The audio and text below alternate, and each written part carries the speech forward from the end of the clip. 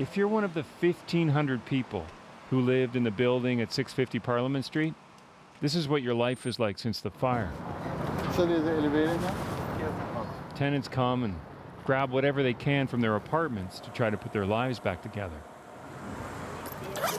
Oh, okay. Yeah, that's a good one. Yeah. Her art was the first thing Joanna Granados took from her place. This is my income. This is what I do for living. She and her husband, Alex Tolson, rent a one-bedroom on the 5th floor. We also picked up some winter stuff, gloves, hats, because they say it's going to be a couple months. Yeah, the big deal is we have no idea how long this is going to take. Which one is it?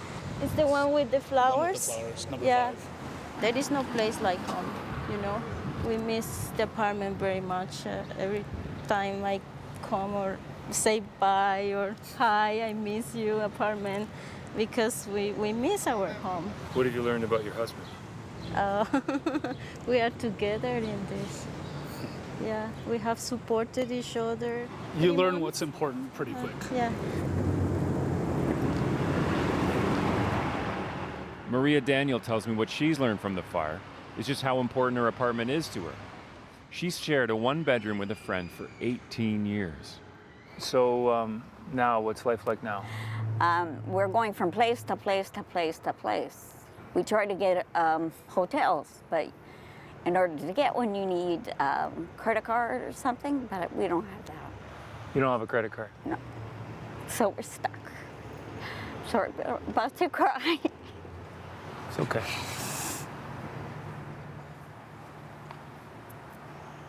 What makes you cry? This whole mess and not knowing what's going to happen next.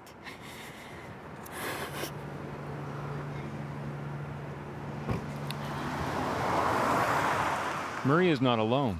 She's just one of many tenants struggling to find places to stay. And Maria will tell you that her apartment more or less kept her life together. Now all she sees is uncertainty. And in a nutshell, that's the story for everyone here. Where am I going? Where are my kids are going? Though Azalej Boyana doesn't just have herself to worry about. Show me which one's your place. So it's 4th floor where the mop is hanging, and under you might see like kids' toys and Right. my son's bike. That is my unit. And standing here, what's it like to look up there? It makes me emotional, really. Like, that is a house that I lived for 4 years, and both of my kids were born there, and now like I am homeless, I feel like, and that is really hard. And what are you going to do? Where are you going to go? I have nowhere to go. I don't know. I have nowhere to go. We might end up on the street. What's amazing is finding a place to live isn't even Azalej's top priority. She spends her day a few buildings over, collecting donations for the hundreds of kids from 650 Parliament Street who started school without being in their homes. These all are things for the people of 650. These things are especially for kids who are going to start the school soon, and we really hope these might give little help to them. Like 9-year-old Pema, who plays with her little sister under the watchful eye of her dad. This is awesome.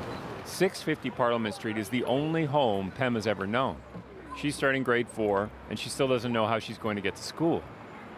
That's what she's worried about. I might be late every single day. That's why I don't really like, because then I have to get a late slip, and that's why I don't like getting. Because then it goes on your report card, and then I don't really like getting late to school, because I miss lessons and stuff. What do you want to be when you grow up? A doctor. Dr. Pema. Nobody can tell Pema when she's going to get back into the building, or any of the other tenants for that matter. Careful, okay, Pema. And that's what gets at Jonathan Bakai from apartment 416. A part of me feels like I really want to fight this. I feel like I want to achieve some form of justice for me and my fellow tenants. I'm looking forward to learning more about legal processes, and I feel like it'll make me a smarter person in the future, just for anything I have to deal with in this world. It's that one with the Superman symbol. Oh. It's as if Jonathan has turned the fire into an opportunity, because it's taught him why his apartment means so much to him. It was my first place that was just mine. I got it all myself. No one helped me. It's It's my place. Dress it up how I want with superheroes. Even though I'm 33, I still love them. You could use a little Superman right now, I guess. Yeah, the tenants of 650 Parliament could definitely use a Superman, but we don't have a Superman in this situation, so we kind of have to bind together and help each other, and I'm hoping that I can do whatever I can to help everybody.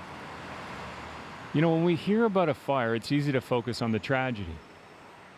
But the story of the tenants of 650 Parliament Street is also one of resilience and strength.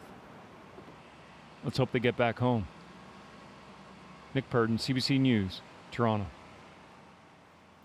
The City of Toronto says it's doing what it can to help displaced residents, although it has no obligation to because it isn't a city-owned building. Two law firms say they've started a class action lawsuit on behalf of all the tenants against the building management and Toronto Hydro.